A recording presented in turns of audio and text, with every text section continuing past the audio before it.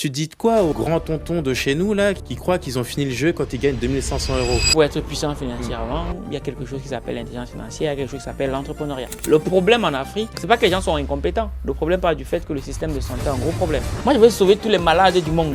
Est-ce que je suis qu'en étant juste médecin, je vais pouvoir y arriver? J'ai compris une chose, c'est que si tu es tout le temps en train de gérer des priorités, ça veut dire que tu gères mal.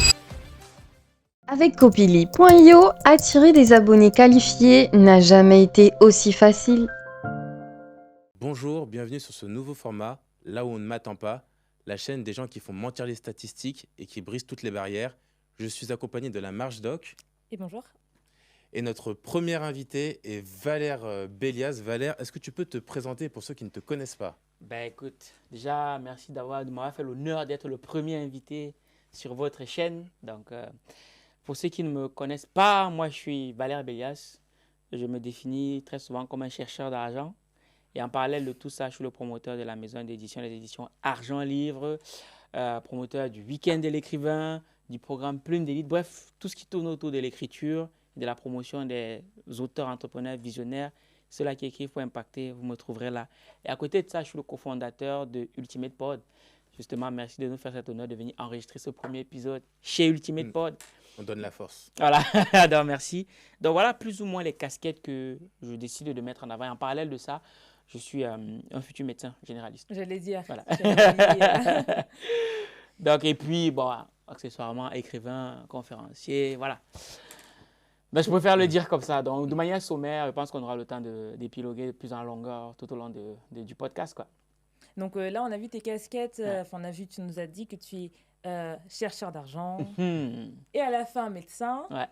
On reviendra dessus après. Ouais. Mais qui est Valère, en fait? Qui est Valère? Parle-nous de toi. Je sais pas, ton enfance. Mon enfance. Voilà. Parle-nous de Valère. À mon enfance. Alors, moi, je dis toujours que moi, j'ai grandi dans un quartier compliqué. Donc, pour la petite histoire, moi, j'ai grandi dans un quartier dans lequel on était animé par... il y a deux choses qui ont meublé mes journées. Les études et le football. Voilà, les deux choses qui ont meublé mes journées. Et il se trouve que le quartier dans lequel je vivais avait une caractéristique particulière.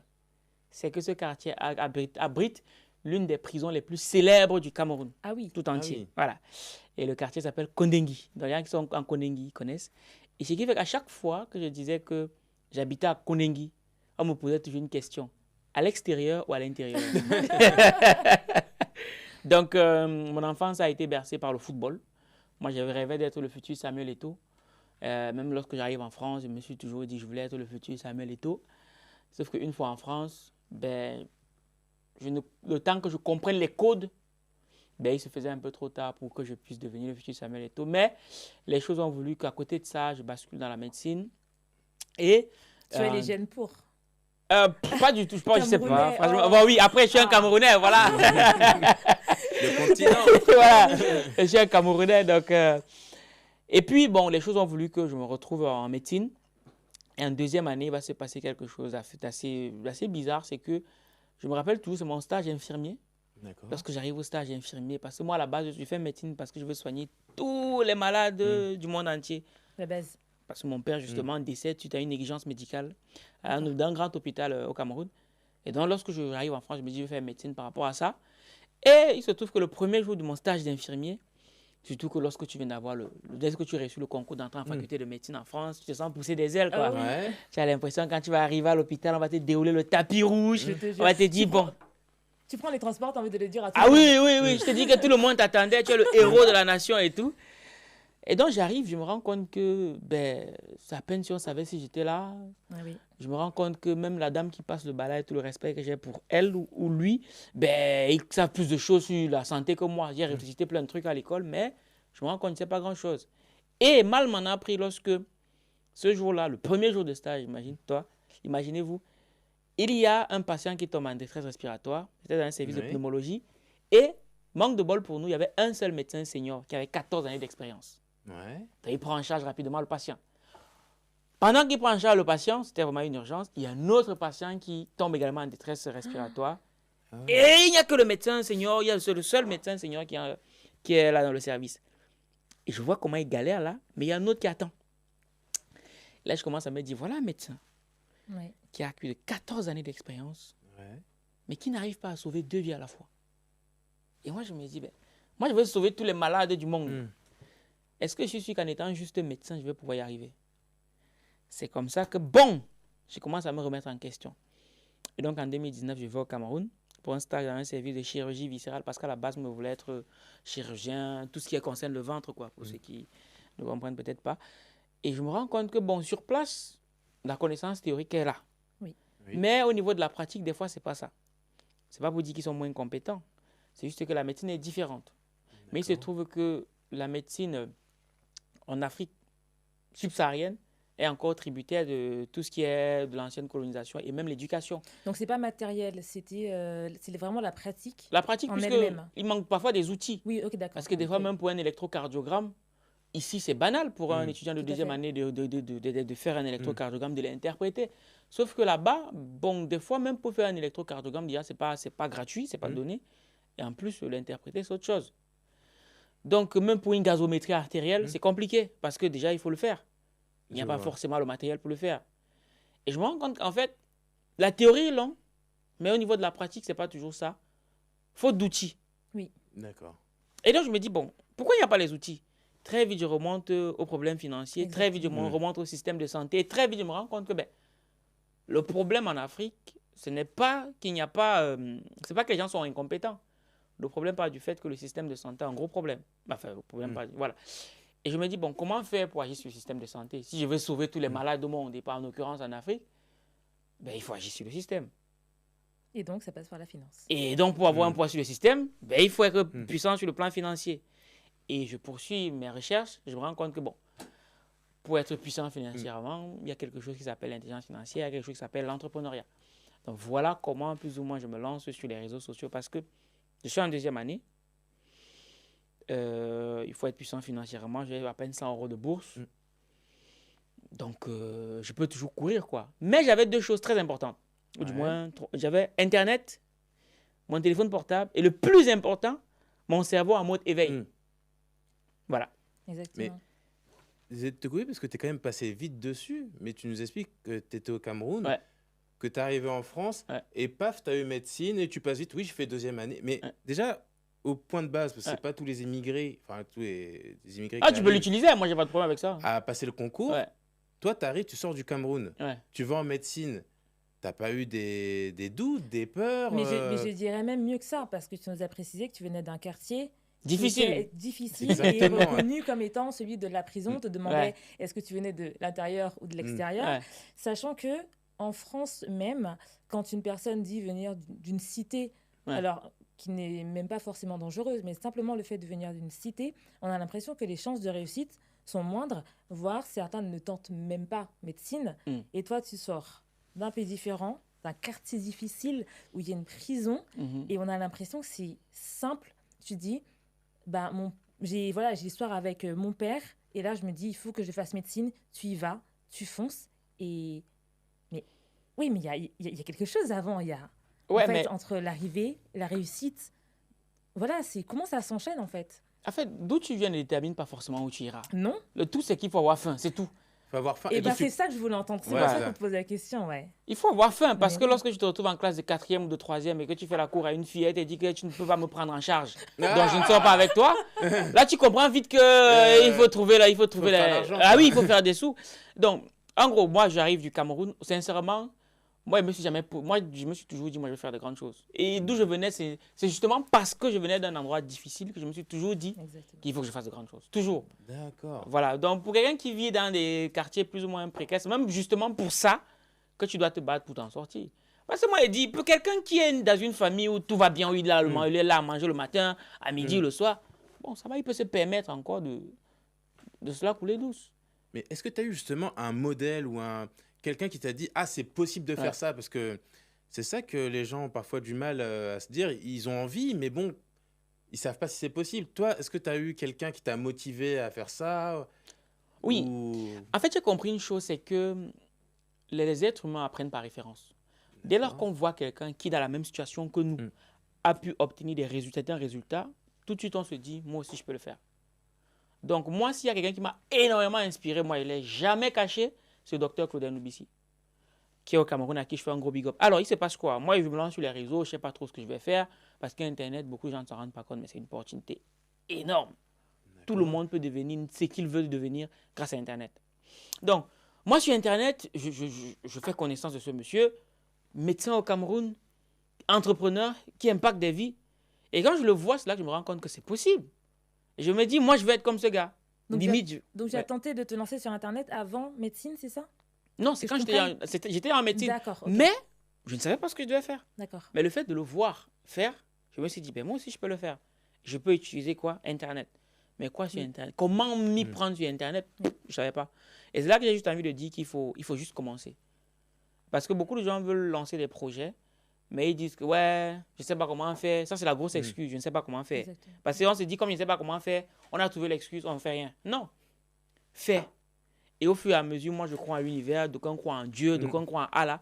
Mais moi, je pense que l'univers met toujours tout sur ton chemin pour que tu puisses t'en sortir, trouver ton épingle, tirer ton épingle du jeu. Ah là, on a des vrais punchlines, les amis. C'est pour ça qu'il faut liker, commenter. C'est important, c'est important. On parle de références, justement. Nous, c'est important d'avoir des invités comme toi, Valère, qui ont fait.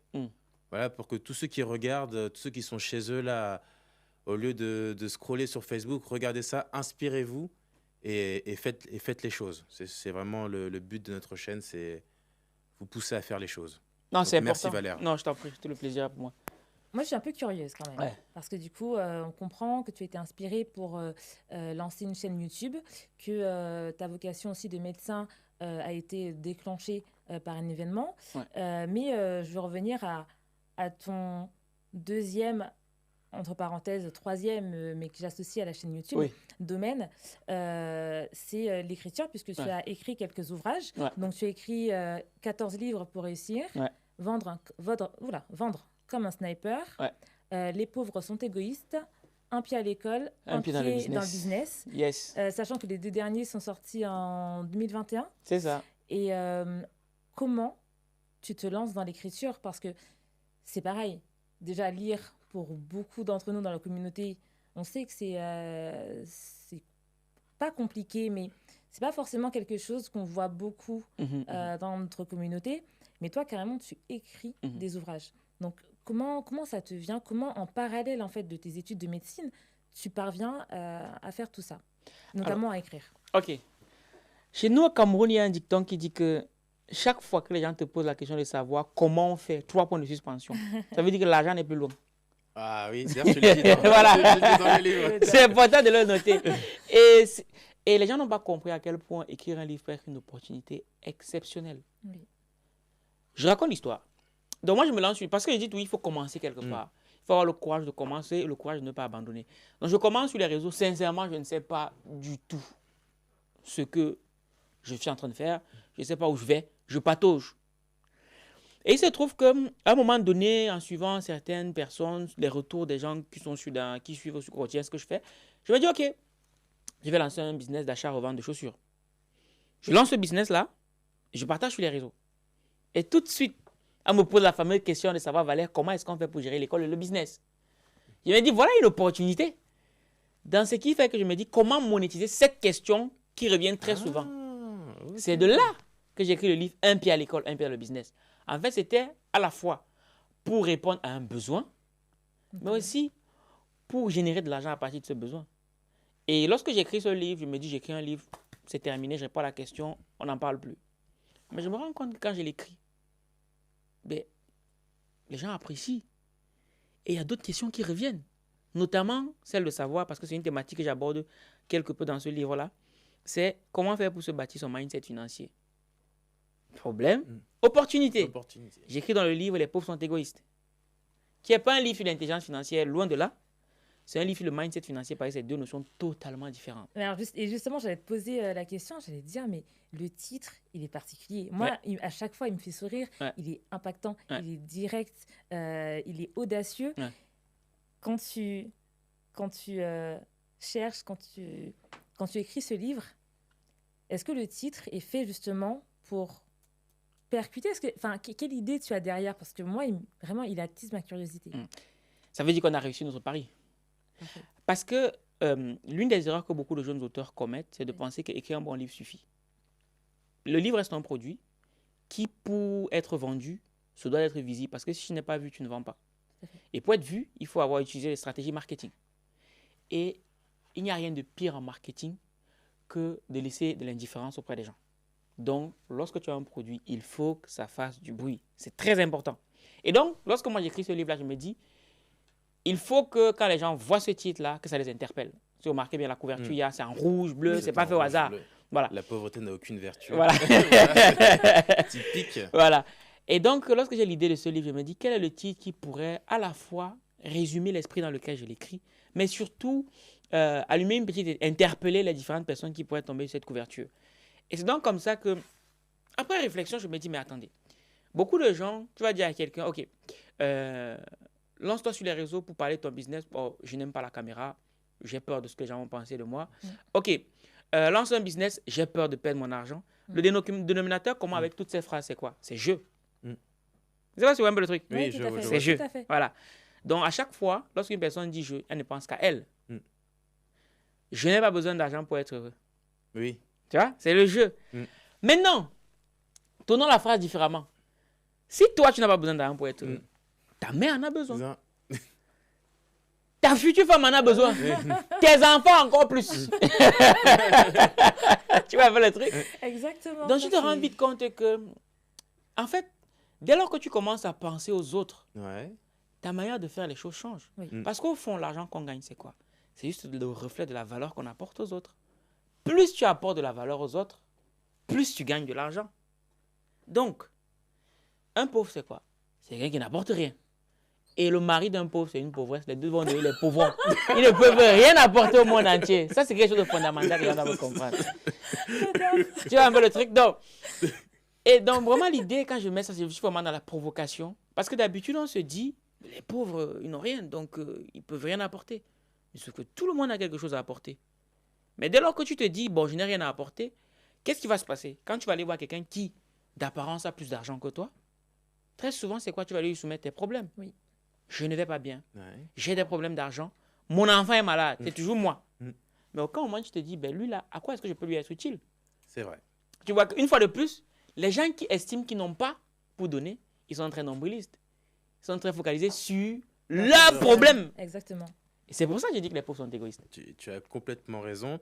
Et on va continuer à fâcher les gens. Ah bon? Tu n'aimes pas la paix. Hein? Les gens sont fâchés là, avec ce que tu nous as dit, mais ils le seront encore plus. Et moi, c'est une question qui me tient particulièrement à cœur, un peu dans le même thème. Tu es quelqu'un de très ambitieux, Valère. Dans un podcast, tu as dit même que tu serais milliardaire un jour. Oui, forcément. Je te le souhaite. Tu dis quoi aux grands tontons de chez nous là, qui croient qu'ils ont fini le jeu quand ils gagnent 2500 €?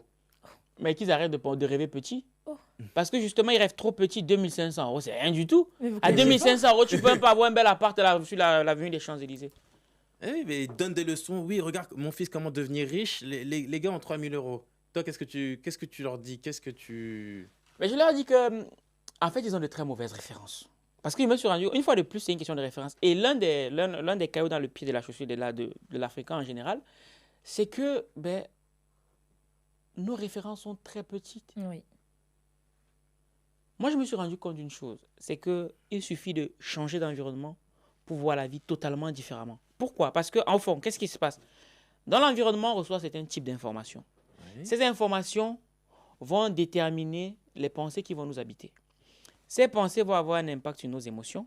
Les émotions vont déterminer les actions qu'on va poser. Les actions qu'on va poser, maintes fois, vont devenir une habitude. L'habitude va forger le caractère. Et c'est le caractère qui va déterminer les résultats qu'on va avoir plus tard. Je vois. Le schéma est simple. Plus tu sais, plus tu es, plus tu es, plus tu as. Donc, nos tontons, qui pour eux, 3000 €, c'est beaucoup d'argent, c'est tout simplement parce qu'ils n'ont pas été dans les bons environnements et donc ils n'ont pas reçu les bonnes informations. Parce que tu ne peux pas obtenir plus que ce que tu es. C'est aussi simple que ça.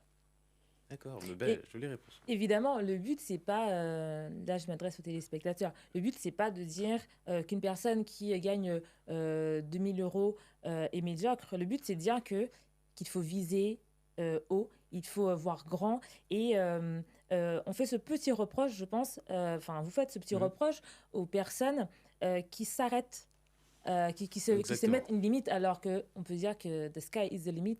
Sauf que là, c'est le 3000 is the limit. Et quand tu répètes ça autour de toi, Parce que souvent, c'est une phrase que Patrick répète souvent, on est la somme des 5 personnes avec qui on passe le plus de temps. Avec qui on passe le plus de temps. Mais si comment dire, on répète cette phrase régulièrement, ça veut dire qu'autour de nous, personne ne dit plus, ou alors on n'a pas l'habitude d'entendre plus, et en fait, on se retrouve dans un cercle vicieux, on est un peu piégé, enfin prisonnier inconsciemment dans ce, dans ce mindset de se dire, ça y est, moi je touche 3 000 €, peut-être parce que la voisine touche 1 500, donc on a l'impression d'essayer d'être le roi du pétrole, alors que non, quand il faut toujours pousser plus loin, acheter des livres, voilà, comme cela, se rendre compte qu'en fait, le jeu n'est jamais terminé. On a avancé dans le jeu, mais on ne l'a pas terminé. En fait, ça va même plus loin que ça. Parce que si on ne s'en rend pas compte, c'est qui s'interdisent même de rêver. C'est vrai. Le rêve est gratuit. Le rêve est gratuit. Le rêve est gratuit. Comment tu peux rêver dans ta vie de gagner 3 000 € alors que tu peux rêver de gagner 1 milliard? Et en fait, les rêves ne sont pas forcément faits pour être atteints. Les rêves sont faits pour te transformer. Parce que pour réaliser un rêve, tu deviens une autre personne. Wow. C'est pas si tu vois un peu le truc. Je vois totalement. Pour réaliser un rêve, tu deviens une autre personne. Tout à fait. Et c'est justement, en général, les gens qui rêvent juste de gagner 3 000 €, ça c'est leur problème. Nous, on rêve d'en gagner beaucoup plus et ensuite de les payer ces 3 000 €. Mais aussi, ils doivent accepter que si je te paye 3 000 €, je vais te dire quand tu vas aller en vacances, je vais te dire comment tu vas t'habiller et surtout quand est-ce que tu dois te lever pour venir au travail. Chacun fait son choix, il assume. Mais si ton choix c'est de gagner 3 000 €, il faut accepter les contraintes qui vont avec. Après, c'est sûr, plus grands objectifs, grands problèmes. Maintenant, chacun accroche son sac, il fait décrocher, comme on dit chez nous au Cameroun, tu vois.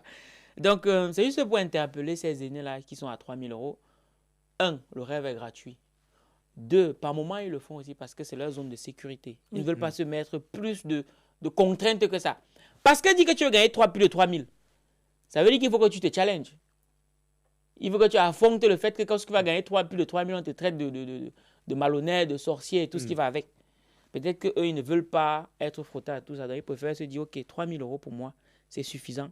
Même si je suis sûr d'une chose, c'est que si tu mets 2 000 € en plus, il prendra. Voilà. Écoute, Valère, on va revenir à toi et notamment au challenge que tu dis. Moi, pendant tout le début du podcast, de la vidéo, je t'écoute et je me dis, médecin, conférencier, écrivain, tu as ta maison d'édition, tu as même l'endroit où on se trouve, qui est ton business. Mais est-ce que Valère, il a 24 heures dans la journée, il en a 48? Enfin, comment tu fais pour t'organiser, pour faire autant de choses? Ça, c'est vraiment ma question. Oui, c'est vrai que c'est une question qui revient très souvent, mais je vais quand même recadrer, repréciser quelque chose. Le studio Ultimate Pod, je ne suis pas seul. Et c'est là que vous allez comprendre comment est-ce que j'arrive à faire tout ça. Je ne suis pas seul, j'ai 3 associés, Fanel Gimfak, Herman Kamga, Joël Tamchoun. Voilà, je n'ai pas oublié, Joël Tamchoun. Voilà. Et en fait, j'arrive à faire tout ça parce que je suis très bien accompagné. Et bien sûr, il a fallu que je devienne une autre personne pour pouvoir m'entourer de ce genre de personnes. Même dans l'équipe, avec tout ce qu'on fait, là, à l'instant, on enregistre bientôt, on ira au Cameroun. Ben, c'est parce qu'il y a une équipe de personnes qui m'accompagnent dans tout ce que je fais. Mais surtout, parce qu'il a fallu que je comprenne une chose. C'est que lorsqu'on veut pouvoir faire autant de choses, il faut développer son sens du leadership. C'est super important. Et c'est à ce niveau que beaucoup de gens pêchent. Le leader, ce n'est pas forcément celui qui... C'est pas le boss. Ça, c'est l'erreur que beaucoup de gens commettent. Et j'invite vraiment tous ceux qui veulent accomplir de grandes choses à développer leur sens de leadership. En fait, le leadership te permet de travailler avec des gens, même parfois sans les payer. Comme le font les pasteurs et les prêtres. Ce sont d'excellents leaders. Tu as une vision sur laquelle il faut bien sûr communiquer. Très important. Et bien sûr, tu t'assures maintenant que les personnes qui vont te rejoindre dans ta vision à toi, ben, qu'elles puissent aussi réaliser leur propre vision. Donc, on a une grande vision ensemble. D'accord. Maintenant, chaque personne qui revient dans cette grande vision ensemble-là a sa propre vision qu'elle peut réaliser dans la grande vision. Et ça, c'est un point super important à noter, surtout lorsque on veut s'entourer de bonnes personnes. Parce que beaucoup de gens pensent à tort que pour avoir une équipe, il faut avoir l'argent. Sauf que si l'argent, c'est la seule chose, c'est la seule monnaie d'échange que tu peux donner aux gens pour qu'ils travaillent avec toi, alors tu n'as pas d'équipe. Tu as des prestataires. D'accord. Surtout lorsqu'on se lance. Parce que lorsqu'on se lance, il n'y a même pas d'argent, déjà. Et même si tu as un peu d'argent, il y a souvent des contraintes qui font en sorte que si un client te contacte il y a 2 heures du matin, il y a un marché à gérer. Qu'est-ce qui va faire en sorte que quelqu'un de ton équipe, si toi tu ne peux pas gérer, que quelqu'un de ton équipe se lève pour aller gérer le marché alors que toi tu ne peux pas être présent? C'est parce que c'est une personne qui a épousé la vision. Exactement. Parce que si les gens ne te suivent que parce que tu les payes, tu es mal barré. La personne est autant déterminée que toi et se réveiller, c'est un but également. Et c'est intéressant en fait ce que tu dis. Ton équipe, 100% Camer? Non, pas du tout. Ah non, on n'est pas. C'est vrai que non. C'est que nous les Camerounais on fait trop de bruit. C'est juste ça. Des fois tu peux voir 2 Camerounais dans une salle. Ok. Et tu as l'impression que nous sommes 200. C'est parce qu'on fait trop de bruit. Non, il n'y a pas que des Camerounais. Il y a des Sénégalaises, il y a des Burkinabés, il y a des Congolais, 100% africains. En fait, ce qui est intéressant dans ce que tu dis, c'est que souvent dans la communauté, des personnes qui ne se lancent même pas, à qui on dit il faut apprendre à travailler ensemble, se limitent en disant oui mais non, on n'arrive pas à se lancer ensemble. Regardez, dès que un tel a voulu essayer, et il s'est fait planter un couteau dans le dos et on ne prend que les mauvais exemples pour dire que on ne peut pas avancer tous ensemble. Et en fait, c'est un super exemple que toi, tu nous donnes aujourd'hui. Tu avances bien, tu es une bonne équipe. On est dans un super studio avec une organisation qui a été parfaite jusqu'à présent. Et voilà, je pense qu'il faut passer le message un peu plus souvent. Voilà. On peut très bien avancer tous ensemble et faire de belles choses. Moi, j'adore être avec Patrick. Oui, dans le truc de travailler ensemble, la plupart des gens qui diront que oui, on ne peut pas travailler ensemble, c'est d'abord elle le problème. Ça fait. C'est d'abord parce que si tu te rends compte que tu as essayé avec X, ça n'a pas marché, Y, ça n'a pas marché, Z n'a pas marché, le point commun, c'est toi. C'est pas tu vois le truc. Tu ne peux pas avoir un élève qui est dans une classe, il a une mauvaise note en maths, mauvaise note en physique, mauvaise note en chimie, mauvaise note en anglais, et il dit que ce sont les professeurs qui sont mauvais. Non, c'est qu'à un moment donné, tu dois te remettre toi en question. Tu crées ton projet. Non, il faut qu'on soit clair. Tu crées ton projet. C'est ton rêve. Mais il faut que tu réussisses à vendre ton rêve aux autres pour qu'ils te rejoignent. Ce n'est pas aux autres de faire la démarche de te rejoindre. Non, c'est à toi de réussir à vendre ton projet aux autres pour dire que les gars, voici ce que j'ai vu, venons le faire ensemble. Donc si les autres ne te rejoignent pas, c'est toi le problème, ce n'est pas les autres. Ce n'est pas que les Africains ont du mal à travailler ensemble par rapport aux autres, ça n'a rien à voir. C'est juste que beaucoup n'ont pas compris la psychologie humaine. D'abord, parce que pour pouvoir travailler avec des humains, il faut comprendre les règles psychologiques qui régissent le comportement des humains. Quand tu as compris que pour une personne, l'élément le plus important, c'est son nom, tout de suite, tu commences d'abord par appeler tes collaborateurs, tu cherches d'abord leur nom. Comme Joël. Comme Joël, voilà. D'abord. Mais tu ne peux pas dire que tu à peine si tu connais le nom de ton collaborateur. C'est à peine si tu connais ses projets, ses objectifs. C'est ça. Mais tu veux qu'il te rejoigne dans ta vision. Ce n'est pas possible. Une fois de plus, ça rejoint ce que j'ai dit, les pauvres sont égoïstes. Je suis totalement d'accord, mais même en tant que docteur, mais ancien interne, tu as pas mal de gens qui, juste avec le travail, se retrouvent en burn-out. Ils n'arrivent pas à accomplir leur mission et leur travail quotidien. Ouais. Et ça, parce qu'on a un métier très exigeant et très dur, et il faut s'accrocher. Dans beaucoup d'autres domaines aussi. Et dans beaucoup d'autres domaines aussi. Comment, toi, tu arrives à jongler entre toutes ces casquettes? Toi, personnellement, avant de parler de l'équipe, est-ce que tu as une organisation particulière, des croyances particulières par rapport à toi-même? Comment tu fais? C'est quoi ta journée pour type, être par exemple? souriant comme ça. Ouais, c'est ça. Comment tu fais pour tout gérer? J'ai compris une chose, c'est que si tu es tout le temps en train de gérer des priorités, ça veut dire que tu gères mal. Je vais le formuler autrement. Oui. Si tu es tout le temps dans l'urgence, c'est que tu gères mal. Oui. C'est aussi simple que ça. Donc, s'ils sont tout le temps en burn-out, les activités seront toujours là. L'hôpital sera toujours là. Les patients seront toujours là. La maladie sera toujours là. Oui. Donc, à un moment donné, puisque c'est toujours là, je dois te poser une question. Comment je gère tout ça? Oui. Et l'une des erreurs aussi que beaucoup de soignants commettent, ce que j'ai remarqué, c'est que leur vie se limite à leur travail. Le travail, c'est une partie de la vie d'une personne. Donc, lorsque j'ai compris que les études, la médecine, c'était une partie de ma vie, ne constituait pas toute ma vie, je me suis dit, bon, désormais, il faut que j'alloue un temps à la médecine, mais aussi j'alloue un temps à d'autres projets qui me tiennent plus à cœur. Tous vont se rejoindre, mais bien sûr, il faut que je prenne le temps. Je donne du temps à la médecine et je donne du temps aussi à mes différents projets qui n'ont rien à voir avec la médecine. Mais bien sûr, c'est comme moi, je vais dire, mes journées type, c'est quoi? Bon, moi, j'ai des journées, je ne vais pas vous faire le truc du mec Miracle Morning, se lève le matin, non. J'ai des journées comme tout le monde. Je me lève, la première chose que je fais, c'est que je prends mon téléphone. Et je vais d'abord checker les résultats qu'on a sur nos différentes plateformes. D'accord. Je check aussi si l'argent est entré dans la nuit. C'est important. C'est très important. Je regarde, bien sûr, les clients que je dois, les prospects avec qui je dois échanger pendant la journée.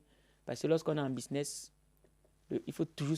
Chaque matin, quand on se lève, c'est quelle est la quantité d'argent qu'il va réussir à générer aujourd'hui. Parce que chaque jour qui passe sans vendre, c'est une journée de charge qui est en plus. D'accord. Voilà. Donc, tous ceux qui sont en business là, lorsque tu es en business, ton premier job, c'est vendre. Il n'y a pas d'autre. C'est d'abord vendre. Donc, quand j'ai fait ça, après, je ne vous cache pas, je vais sur les réseaux comme tout le monde. Oui. TikTok, Instagram, machin, tout. Je peux passer même 30 minutes dessus. Je regarde des trucs bêtes. Ça m'arrive. Et bien sûr, après, il faut que je me reprenne. Je vais lire ou bien je vais aller au boulot, je vais aller en consultation et tout. Quand je suis en consultation, je suis en consultation. Quand je suis à l'hôpital, je suis à l'hôpital. Et à la pause, que vous le vouliez ou pas, quand c'est à la pause, je pars d'abord même 30 minutes, j'ai mes réseaux, j'ai les clients, les business, je réponds aux messages et tout. Après, je mange, je retourne en consultation. Mais à 18h, quand je sors de l'hôpital, tu me demandes qu'est-ce qu'il avait le patient que je viens de voir, je ne sais plus. Quand je ferme la porte de l'hôpital, business, à fond business. C'est business, peut-être jusqu'à 1h. Voilà, je ne dors pas beaucoup. Ça, c'est aussi un élément qu'il faut prendre en compte. Donc, voilà à peu près à quoi ressemblent mes journées. Avant, c'était différent. Avant, tous les matins, c'était le même rituel. Lorsque je faisais encore tout, je lisais d'abord. D'accord. Je lisais d'abord. Et après, lorsque je lisais, ensuite, je gérais les réseaux sociaux. Et après, il fallait répondre aux gens qui écrivent et tout le bazar. Mais maintenant, comme avec le temps, on a grandi et qu'on a généré un peu d'argent, on peut déléguer certaines choses pour gérer les réseaux sociaux. Maintenant, on se consacre au 20%, qui permet de générer 80%. Le 20%, c'est quoi? C'est les process, c'est la gestion des équipes et c'est la vente. Donc, voilà à quoi ressemblent mes journées globalement. 80, c'est à l'autre Pareto, c'est ça? Ouais, si je dis pas de bêtises. C'est ça, exactement. Ouais. Non, mais c'est hyper intéressant et je pense que ouais, ça te fait un bel équilibre puisque souvent, quand on est dans des domaines difficiles comme ça, la chirurgie, comme toi, Patrick, le droit pour tout ce qu'ils font, enfin, tous ceux qui veulent devenir ou qui sont déjà en concours du barreau pour devenir avocat, ceux qui sont dans la finance, les ingénieurs, etc. C'est très difficile de se concentrer, enfin d'avoir un deuxième domaine très différent. Souvent, on est focus sur ce qu'on fait parce que c'est déjà difficile et on a envie de le faire bien. Ceux qui sont médecins, en général, ont des comptes Instagram axés sur la médecine parce que c'est plus simple. On est déjà dedans. Donc, c'est plus simple de faire un post Instagram sur quelque chose qu'on voit tous les jours que de faire un post Instagram sur un domaine juridique puisqu'en fait, ça nécessite aussi de se renseigner dessus, etc. Et c'est vrai que toi, tu as ce profil particulier, rare et très intéressant, je trouve en tout cas, qui fait que tu as ta casquette de médecin, tu arrives à fermer la porte de l'hôpital et à être focalisé sur autre chose et que tu gères très bien, que tu fais très bien. Mais ça aussi, un prix. Hein. C'est un prix à payer. C'est justement ce que j'expliquerai dans le tome 2 de Un pied à l'école dans le business. C'est que pour faire ça, je tiens à préciser qu'en 6e année, j'ai dû mettre mes études entre parenthèses. Ouais. C'est important de préciser. Bah oui, non, de ma 4e année jusqu'à ma 6e année, chaque fois j'étais en rattrapage. Minimum 4 matières. Oui, ça a été le sacrifice. Voilà, c'est le prix à payer. Parfait. Le prix à payer, c'est d'accepter que je ne serai pas un excellent médecin. Je n'ai jamais voulu être excellent. Je vais être bon médecin. Moi, ça me suffit. À mon sens, ce dont les gens ont besoin, c'est d'être des bons médecins.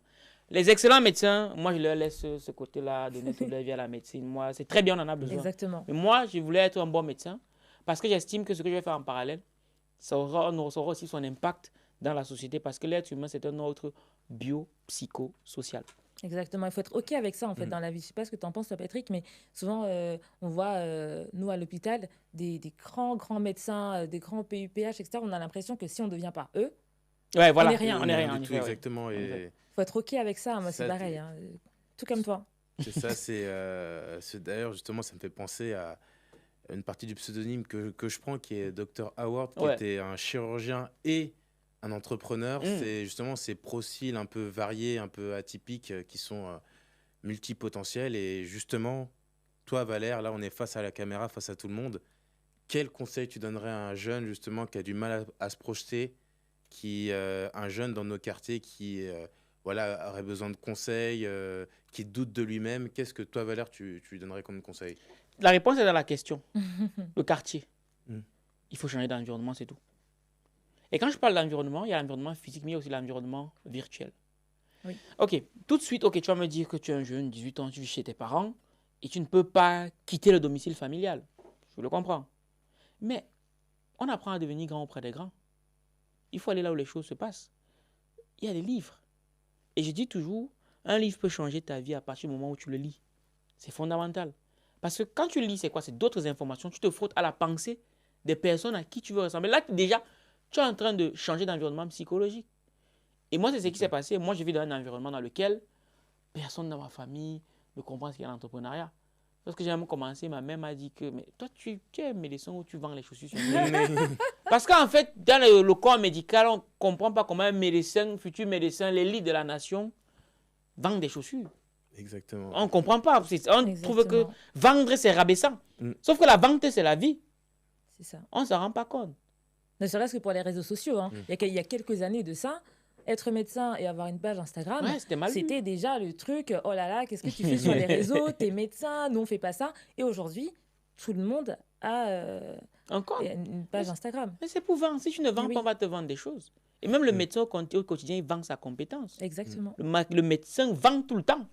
C'est vrai qu'on ne le dit pas clairement, mais le médecin vend. Dans la médecine, il y a quoi? Il faut se faire connaître en tant que praticien. Ouais. D'une manière ou d'une autre, il faut que je te fasse connaître. Dans le business, c'est la publicité.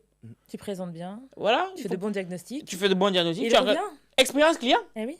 Eh oui. Et après, il faut fidéliser la clientèle. Exactement. Donc, quand tu prends bien en charge un patient, il va revenir, il va ramener la famille. Exactement. Recommandation. Exactement. Ça, c'est ce que je dis à Patrick tout le temps. Et c'est vrai que tant qu'on n'est pas dedans, on ne se rend pas compte.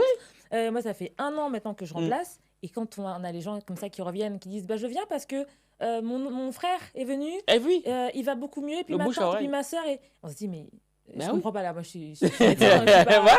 Mais en fait, oui, ça fonctionne comme ça. Ça fonctionne comme ça. Non, c'est super intéressant. Et justement, tu parlais des livres. Oui. Tu as parlé, en tout cas, en début de ta réponse, c'était changer ton environnement. Attends, si tu peux, mais je n'ai pas fini. Parce que je parlais des livres, mais je n'ai pas fini. Dis-moi. Voilà. Il y a des événements business. Moi, je dis souvent aux gens, c'est quand la dernière fois que tu as fait quelque chose pour la première fois. Mais si tu veux changer d'environnement, essaye de nouvelles choses.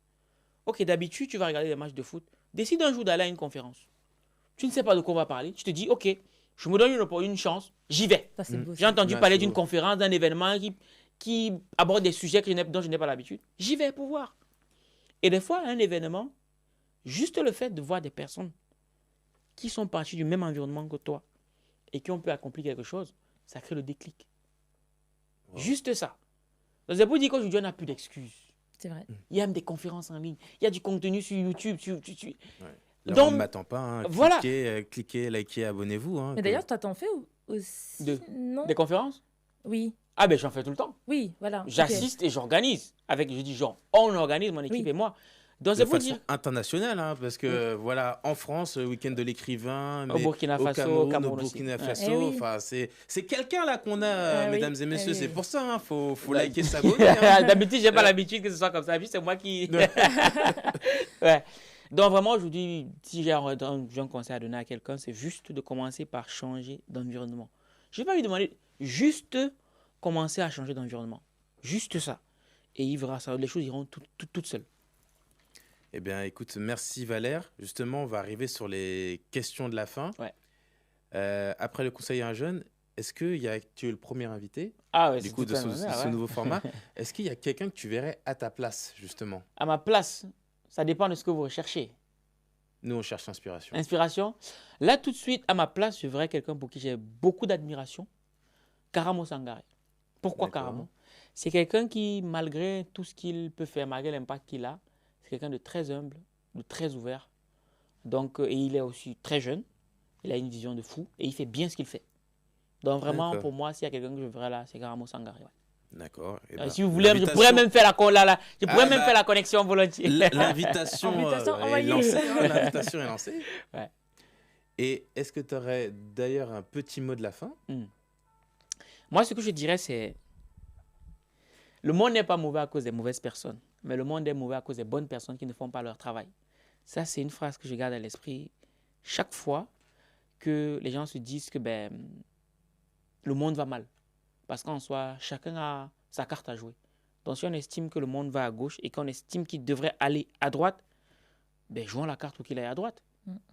Donc, les bonnes personnes qui restent dans l'ombre et qui se disent matures, qui se disent que, ben non, on va laisser les autres faire, ce qui va se passer, c'est que les autres qui prendront le pouvoir n'épouseront pas forcément leur façon de voir le monde. Et ces autres-là, c'est eux qui vont éduquer leurs enfants. C'est super important de garder ça à l'esprit. Et s'il y a un dernier message que j'adresserai aux différentes personnes qui suivront cette vidéo, c'est tout simplement le fait que la seule chose que les gens retiendront de nous après notre mort, c'est ce qu'ils seront devenus grâce à nous. En soi, on s'en fout des belles maisons, on s'en fout que je sois médecin, on s'en fout également que tu sois chirurgien orthopédique. La vérité, c'est qu'il y en a rien à cirer. On est content quand même, on est content. Oui, mais ça, c'est pour toi et ta famille. Mais en soi, les gens n'en ont rien à cirer. Ce qui intéresse les gens, c'est en quoi est-ce que ta chirurgie peut guérir, traiter leurs problèmes. C'est pas si on veut le truc. C'est vrai. Tu vois? Et lorsqu'on comprend ça, tout de suite, on comprend que si on veut laisser une trace dans ce monde, c'est qu'il faut devenir une valeur ajoutée dans la vie des autres. Et lorsqu'on devient une valeur ajoutée dans la vie des autres, l'univers nous le rend bien. Donc, chercher à devenir un plus dans la vie des autres. Et parce qu'on veut devenir un plus dans la vie des autres, il y a quelque chose de fondamental qui va se passer. On va d'abord chercher à devenir plus. Parce que la plus belle femme ne peut donner que ce qu'elle a. Si on veut donner plus, on doit devenir plus. Et lorsqu'on veut donner plus, forcément, on travaille sur soi. On grandit. Et lorsqu'on grandit, qu'est-ce qui se passe? Les gens autour de nous nous voient grandir et on devient une source d'inspiration pour ceux qui sont autour de nous. Voilà pourquoi il dit que le plus beau cadeau qu'un riche puisse faire à quelqu'un qui l'aime moins, c'est non pas de lui donner son argent, mais c'est de devenir une source d'inspiration pour son entourage. Waouh. Franchement, bouche bée. C'est ça, grave. Mic drop. Waouh, j'ai pas les mots. Eh bien, écoutez, les amis, c'était Là où on ne m'attend pas. Likez, partagez, abonnez-vous pour qu'on ait des invités aussi inspirants que Valère. Même réclamer une partie 2. Nous, on regarde les commentaires. Donc, voilà. À la prochaine pour un nouvel invité. Cheers.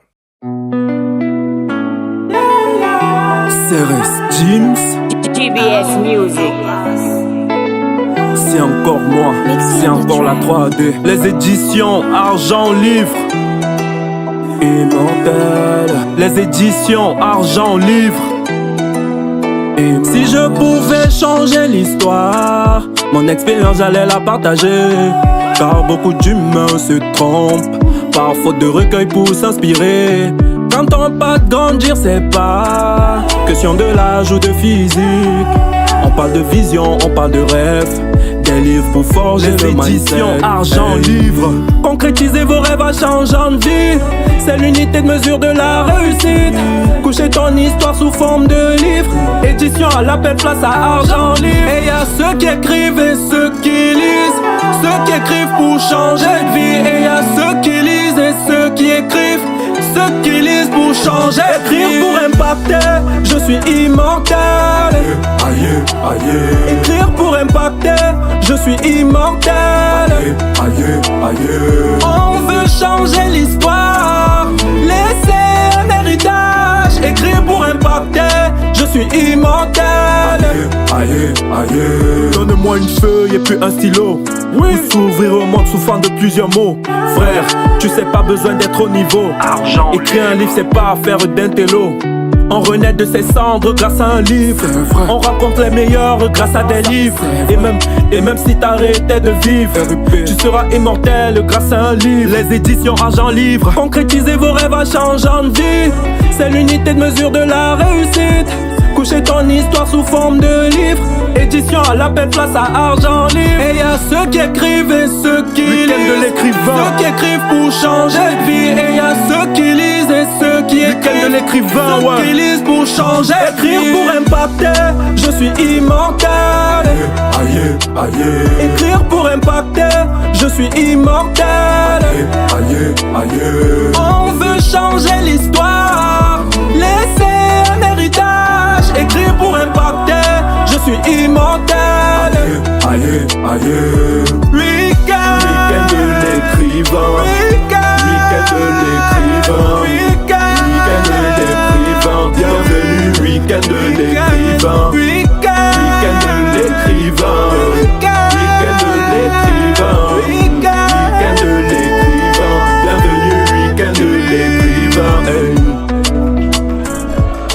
Écrire pour impacter, telle est notre devise. Parce qu'un Africain qui écrit, c'est une bibliothèque qui se construit. On va le faire sans le son, on va le faire ensemble. Écrire pour impacter, je suis immortel. Aïe, aïe, aïe. Écrire pour impacter, je suis immortel. Aïe, aïe, aïe. On va changer l'histoire, laisser un héritage. Écrire pour impacter, je suis immortel. Aïe, aïe, aïe.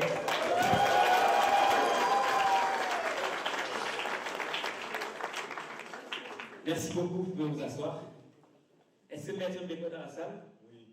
Ok, super.